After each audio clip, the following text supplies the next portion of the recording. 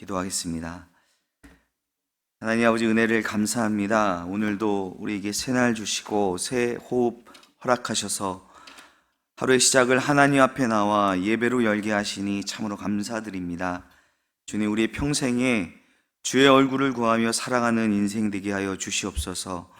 때로는 우리의 연약함과 어리석음으로 마치 우리 인생이 내가 주인인 양 고집부리며 잘못된 길을 걸어갈 때가 있습니다. 그럴 때마다 강하신 손으로 우리를 붙잡아 주시고 우리의 모든 생사화복을 주관하시는 분이 하나님이심을 깨닫게 하셔서 말씀 앞에 온전히 순복하는 삶으로 인도하여 주시옵소서. 하나님, 우리는 우리 앞날을 한 치 앞도 내다볼 수 없습니다. 혹 우리가 우리 길을 계획하며 그것이 과연 하나님의 뜻과 합한지를 묻지 않고 내 뜻과 내 생각대로만 이루어지기를 바라는 그런 어리석음을 범할 때도 있습니다. 주님, 오늘도 우리가 먼저 구해야 할 것이 하나님 나라와 하나님의 의임을 잊지 않게 하여 주옵소서. 내 뜻보다 하나님께서 무엇을 원하시는지를 묻게 하시고 하나님의 뜻을 깨달을 때마다 주저하지 않고 순종할 수 있는, 결단할 수 있는 그런 믿음을 더하여 주시옵소서. 하나님, 연일 이어지는 이 무더위 가운데서도 모든 피조 세계가 주님께서 다스리고 계심을 믿습니다. 무더위로 고통하는 이 땅의 피조물들을 불쌍히 여겨주시고 특별히 더위에 노출될 수밖에 없는 이들의 건강을 지켜주시옵소서. 예배당 공사 현장에서 일하는 인부들의 건강과 안전을 주님께 의탁드립니다. 그들이 지금 하고 있는 이 일이 얼마나 귀하고 복된 일인지를 깨닫게 하시고 하나님을 만나 구원의 복을 얻는 은혜를 허락하여 주시옵소서. 하나님, 우리의 계획과 바람과 달리 예배당 건축이 조금 더디게 진행될지라도 우리 마음에 염려와 불안이 자리 잡지 않게 하시고 오히려 하나님의 완전하신 인도하심을 더욱 신뢰하는 믿음을 우리에게 더하여 주시옵소서. 하나님이 정하신 때에 하나님의 집이 아름답게 세워질 것을 믿음으로 기대하고 소망하게 하여 주옵소서. 건축을 위해 헌신하는 건축위원과 당회, 그리고 현장에서 수고하는 여러 업체들을 주님께서 기억하여 주시고 서로 협력하며 성실과 책임감을 가지고 이 일을 잘 감당할 수 있는 지혜와 능력을 그들에게 허락하여 주시옵소서. 세워질 예배당을 통하여 이 지역과 이웃에게도 하나님의 놀라운 은혜가 임하게 하시고 복음이 흘러넘치는 생명의 샘이 되게 하시며 수많은 영혼들이 이곳에서 하나님을 만나 구원을 얻게 되는 구원의 방주가 되게 하여 주시옵소서. 필요한 모든 것을 하나님의 선하신 뜻 가운데 채워주실 때에 이 모든 가정이 우리 영화 공동체가 살아계신 하나님을 더욱 깊이 체험하며 만나는 귀한 여정이 되게 하여 주시고 보이는 건물만 세워지는 것이 아니라 보이지 않는 믿음의 공동체가 든든히 세워지는 성령의 역사가 충만히 임하게 하여 주시옵소서. 주님, 우리 윤강서 담임 목사님 하나님의 강하신 손으로 붙잡아 주셔서 영화 공동체를 하나님의 뜻 안에서 바르게 인도하는 모세와 같은 지도자 되게 하여 주시고 선포되는 말씀마다 성령의 권능을 더하셔서 그 말씀으로 영혼들이 살아나고 소생케 되는 역사가 있게 하여 주옵소서. 자로나 우로나 치우치지 않고 오직 하나님의 뜻대로 이 공동체를 이끌어가게 하시며 맡겨주신 양들을 위해 생명까지 바치는 선한 목자 되게 하여 주시옵소서. 교회를 위해 세우신 직분자들을 위해 기도합니다. 주님께서 이 영화교회를 위해 충성된 일꾼들로 세워주셨사오니 직분을 기쁨으로 감당할 수 있는 힘과 지혜를 부어주시옵소서. 각자에게 맡기신 달란트를 잘 사용하여 성도들을 온전케 하고 하나님 앞에 서는 그날에 잘하였다 충성된 종이라는 칭찬을 받는 자들 되게 하여 주시옵소서. 특별히 새롭게 세워지는 피택자들에게 은혜를 더하여 주셔서 훈련과 준비의 시간을 통해 더욱 강한 주의 용사들로 세워주시고 이들을 통해 우리 교회가 더욱 든든히 서게 하여 주시옵소서. 하나님, 우리 영화의 다음 세대를 위하여 기도드립니다. 다가오는 여름 사역을 통해 인생의 가장 소중한 순간에 하나님을 깊이 만나는 은혜가 있게 하여 주시옵소서. 사역을 준비하는 모든 손길마다 힘과 지혜를 더하여 주시고 모든 시간 하나님의 은혜로 채워져 우리 영화의 다음 세대가 하나님께서 부어주시는 그 은혜로 흠뻑 젖게 하여 주시옵소서. 말씀 속에서 인생의 방향을 찾게 하시고 하나님께 삶을 온전히 내어드리는 순종의 은혜가 있게 하여 주시옵소서. 우리 연로하신 성도님들 한 분 한 분 눈동자같이 지켜주시고 이 무더위 속에서 지치지 아니하도록 날마다 새 힘과 그 주님의 평강으로 채워주시옵소서. 육신의 질병으로 고통받는 성도들에게 치료의 강선을 비춰주시고 능하신 손으로 어루만져 주셔서 온전한 회복의 은혜를 허락하여 주시기를 원합니다. 마음의 근심과 여러 가지 문제로 눌려있는 성도들, 하나님 예수 그리스도께서 참된 해결자이심을 알게 하시고 모든 것이 막힌 듯한 그 상황 속에서 눈을 들어 주님을 바라보게 하여 주시옵소서. 영적으로 낙심하며 시험에 빠진 이들을 일으켜 주시고 사단의 모든 결박은 예수 그리스도의 이름으로 끊어지게 하시며 삶의 우선순위가 다시 회복되어 하나님 앞에 온전히 서게 하여 주옵소서. 이 나라와 민족을 위해 기도합니다.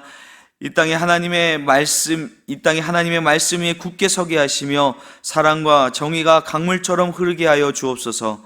대통령과 위정자들이 하나님을 두려워하며 바른 마음으로 이 나라를 다스려가게 하옵시고 악한 법이 제정되지 않게 막아주시고 약하고 소외된 자들이 보호받는 국률과 자비의 나라 되게 하여 주시옵소서.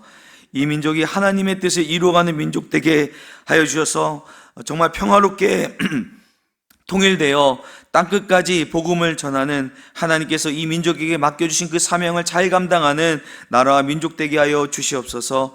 오늘도 세계 열방에서 복음을 전하며 울며 씨를 뿌리는 선교 동역자들을 기억하여 주시고 그들의 수고가 헛되지 않고 기쁨으로 단을 거두는 은혜를 주시옵소서. 내일은 거룩한 주일입니다. 예배를 사모하는 마음으로 오늘 하루를 준비하게 하시고 갈급한 심령이 예배를 통해 해갈함을 얻고 만족함을 누리는 은혜의 시간 되게 하여 주시옵소서.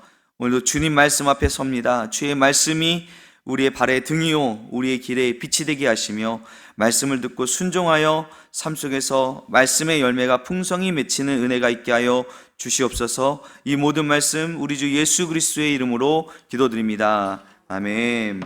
우리 하나님 말씀 함께 보도록 하겠습니다. 디모데 전서 3장 14절에서 4장 5절까지의 말씀 우리 함께 읽도록 하겠습니다.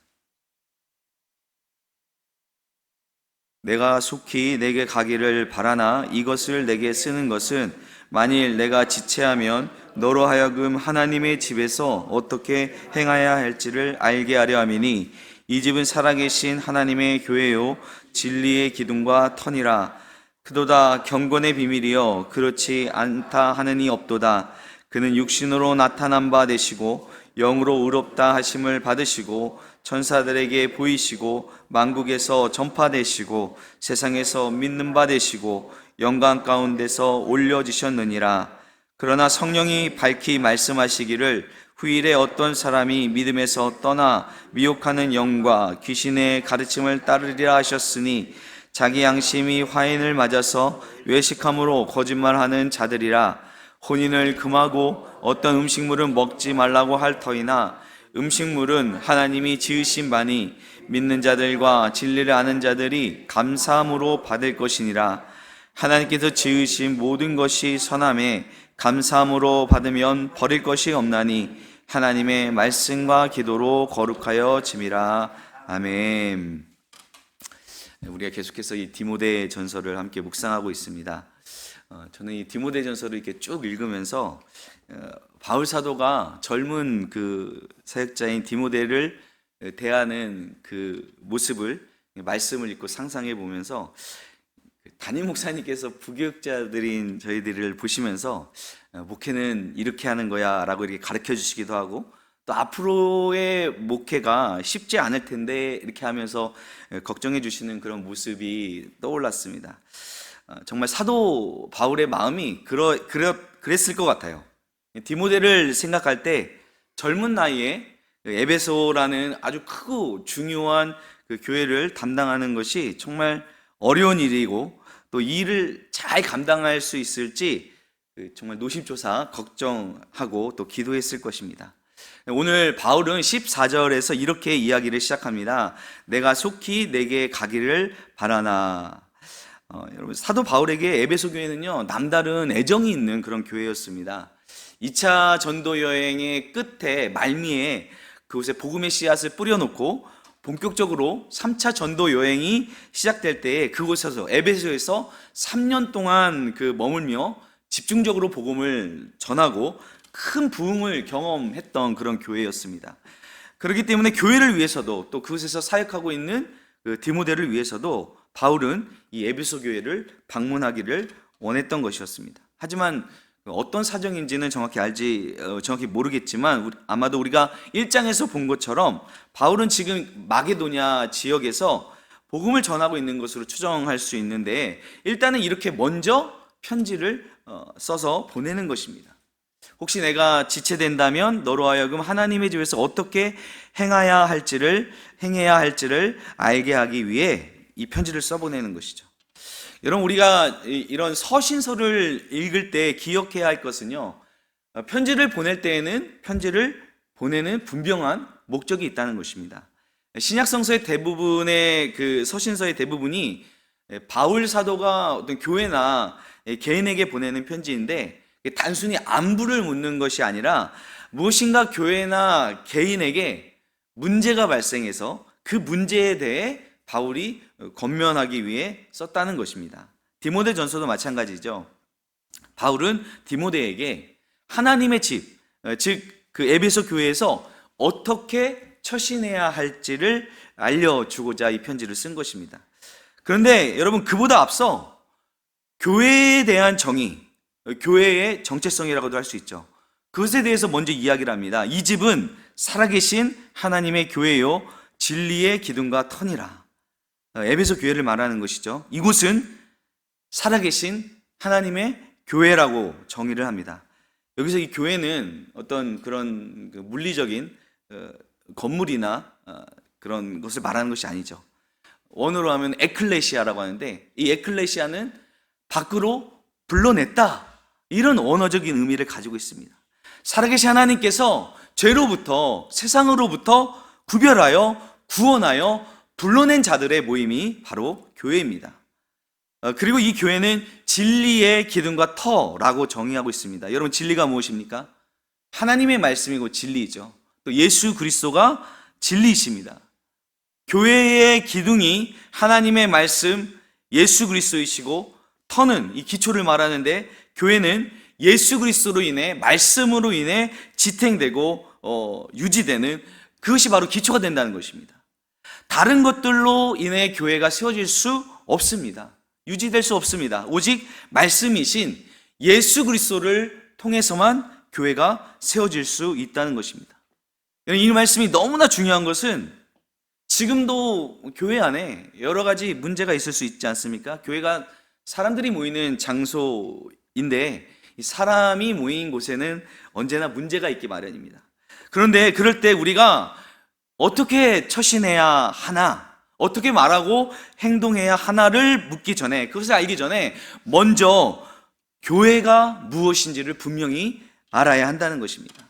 교회는 살아계신 하나님께서 한 사람 한 사람 죄로부터, 세상으로부터 불러낸 자들의 모임이라는 것, 여기에는 우리가 다 헤아릴 수 없는 하나님의 주권과 섭리가 담겨져 있습니다. 또 교회는 진리이신 예수 그리스도께서 이 교회를 지탱하는 기둥이며 기초라는 사실을 우리 기억해야 됩니다. 다른 그 어떤 것도 교회의 기초가 될 수 없습니다. 그 무엇이 교회를 유지하는 이유가 될 수가 없습니다. 오직 하나님의 말씀, 오직 예수 그리스도가 이 교회가 교회다워질 수 있는 본질이며 핵심이라는 사실을 우리로 먼저 기억해야 한다는 것입니다. 바울은 이 진리를 너무나 잘 알고 있기 때문에 16절에서 찬송의 시를 올리고 있습니다. 크도다 경건의 비밀이여 그렇지 않다 하나니 없도다. 여기서 이제 그는 하면서 말씀하고 있는데, 여기서 그는 누구를 설명하는 것이죠? 예수 그리스도입니다. 육신으로 나타난 바 되시고 영으로 의롭다 하심을 받으시고, 예수님의 사역을 우리가 복음서를 통해 보게 되면은 요한의 세례 때부터 성령께서 비둘기같이 임하시고, 그것으로 시작된 이 예수님의 공생의 사역은요, 온전히 성령님과 함께하는 사역이었습니다. 그리고 십자가에 못 박혀 죽으시고 하나님께서 다시 예수님을 죽음 가운데서 부활시키심으로 그 의로움을 드러내셨죠. 이 모든 역사가 하나님의 영이신 성령에 의해 이루어졌습니다. 자, 그리고 천사들에게 보이시고 만국에서 전파되시고 세상에 믿음 바 되시고 예루살렘과 온 유대와 사마리아와 이방에까지 그 복음이 전파되고 그 믿는 자들이 모여 교회가 세워집니다. 그리고 영광 가운데 올려지셨느니라. 여러분, 지금 이 짧은 한 절의 고백 안에 예수 그리스도의 그 성육신으로부터 영광 받으심까지 그리스도에 관한 모든 내용이 담겨져 있습니다. 아마도 이 구절은 초대교회 안에서 신앙 고백으로 또 찬송으로 불려졌던 그런 찬송시라고 학자들은 이렇게 추정을 하고 있는데요. 바로 이 예수 그리스도에 대한 신앙 고백이 교회의 기초이자 기둥이라는 것입니다. 자, 그런데 이제 4장 1절로 넘어가 보면요, 이제 에베소 교회에 실제적인 문제가 등장하고 있습니다. 그러나 성령이 밝히 말씀하시기를 후일에 어떤 사람이 믿음에서 떠나 미혹하는 영과 귀신의 가르침을 따르리라 하셨으니, 자, 에베소 교회 안에 이러한 자들이 침투했다는 것이죠. 실제로 이제 3차 전도 여행을 이제 마치고 바울이 에베소 교회를 떠날 때에 이 에베소의 장로들에게 이에 대한 예고를 합니다. 사도행전 20장 29절 30절 말씀을 보면, 내가 떠난 후에 사나운 이리가 여러분에게 들어와서 그 양떼를 아끼지 아니하며 또한 여러분 중에서도 제자들을 끌어 자기를 따르게 하려고 어그러진 말을 하는 사람들이 일어날 줄을 내가 아노라. 이렇게 말을 하고 막 그들이 다 크게 울며 끌어안고 이 바울을 떠나보냈었는데, 실제로 이 이후에 이 일이 교회 가운데 일어난 것입니다. 미혹하는 영과 귀신의 가르침을 따르는 믿음에서 떠난 자들이 에베소 교회 안에 문제를 일으키고 있었다는 것입니다. 이들은 어떤 자들입니까? 자기 양심의 화인을 맞아서 외식함으로 거짓말하는 자들입니다. 자, 바울의 이런 표현을 따르면 이 사람들은 아주 질이 나쁜 그런 사람들 같아 보이지 않습니까? 미혹하는 영, 귀신의 가르침을 따르고 양심의 화인을 맞았고 거짓말하고 외식하는 자들입니다. 근데 여러분, 이 사람들이 주장하는 주장이 무엇인지 아십니까? 3절을 보면 혼인을 금하고 어떤 음식물은 먹지 말라고 합니다. 아마도 그들은 결혼이 속되다고 보고 금욕주의를 내세우는 자들이었고, 또는 어떤 특정 음식은 먹지 말라고 하는 유대 율법주의자들 또는 영지주의자들 같아 보입니다. 자, 이들은 자신들의 어떤 특별한 그 규칙을 지켜야지만 거룩해질 수 있다, 구원받을 수 있다 주장하는 자들이었습니다. 교회 안에서 막 깽판치고 막 거짓말하고 사기치거나 막 온갖 도덕적인 윤리적인 문제를 일으키는 그런 사람들이 아니라는 것입니다. 어쩌면 정말 사람들이 혹하고 넘어가 버릴 수 있는, 너 그 정도 기도해서는 안 돼, 너 그렇게 살면 구원받을 수 없어 라며 정죄하고 사람들에게 어떤 죄의식을 일으키고 또 구원을 얻기 위해, 거룩해지기 위해 더 무엇인가를 해야 한다는 그런 주장을 하는 사람들이었다는 것입니다. 여러분, 초대교회 안에 이러한 자들이 얼마나 많았는지 거의 모든 서신서에서, 거의 모든 교회 안에서 이러한 자들에 대한 경계와 권면이 등장하고 있습니다. 특별히 이 에베소 교회 안에서 이슈가 되고 있는 문제 중에 음식물에 관하여 이렇게 언급이 되고 있는데, 에베소 교회 안에 이렇게 주장하는 자들이 있었나 봅니다. 믿는 자라면 이거 먹으면 안 돼, 부정한 음식이나 우상에게 바쳐진 음식은 먹으면 너 구원받을 수 없어, 너 부정해지는 거야, 거룩해질 수 없어. 자, 바울은 그러한 것들이 바로 미혹하게 하는 영, 귀신의 가르침이라고 이야기를 합니다. 바울은 그러한 자들을 믿음에서 떠난 자들이요 자기 양심에 화인 맞아서 외식함으로 거짓말하는 자들이라고 말을 하고 있습니다. 매우 강하게 비판을 하고 있죠. 왜 그렇습니까? 이것이 왜 문제가 될까요? 바울이 강조하는, 또 성경을 통해서 우리에게 외치고 선포되는 진리는, 우리의 구원은, 우리의 거룩함은 결코 우리의 행위나 우리의 어떠함으로 이룰 수 없다는 것입니다. 오직 우리의 구원은 예수 그리스도를 통하여 예수 그리스도께서 우리를 위해 행하신 그 일들을 우리가 믿음으로 받아들인 자들에게 주시는 하나님의 주권적인 선물이라는 것을 분명하게 이야기하고 있는 것입니다. 이것을 희미하게 만드는 것들이 바로 바울이 가장 경계하는, 교회를 무너뜨리고 미혹해 하는 잘못된 복음이라는 것이죠. 자, 음식물은 하나님이 지으신 바니 믿는 자들과 진리를 아는 자들이 감사함으로 받을 것이니라. 하나님께서 지으신 모든 것이 선함에 감사함으로 받으며 버릴 것이 없나니 하나님의 말씀과 기도로 거룩하여짐이라. 여러분, 아마도 혼인에 대해서, 음식물에 대해서 이러한 주장을 했던 자들은 자기들이 제시하는 그 방법으로 거룩해질 수 있다, 더 하나님을 잘 믿을 수 있다, 이렇게 주장을 했을 것입니다. 지금도 교회 안에 그러한 사람들이 있을 수 있습니다. 예수님 믿는다면 이 정도는 해야 돼, 믿음이 있으면 그런 거 하면 안 되지. 물론 때론 그런 믿음의 겉면은 믿음의 선배가 아직 믿음이 연약한 자들에게 얼마든지 충분히 권면할 수 있고, 또 교회 공동체 안에서 그러한 이끌어줌이 반드시 필요합니다. 그런데 문제는 그렇게 이야기하는 자의 중심에 과연 진리이신 예수 그리스도가 있느냐는 것입니다.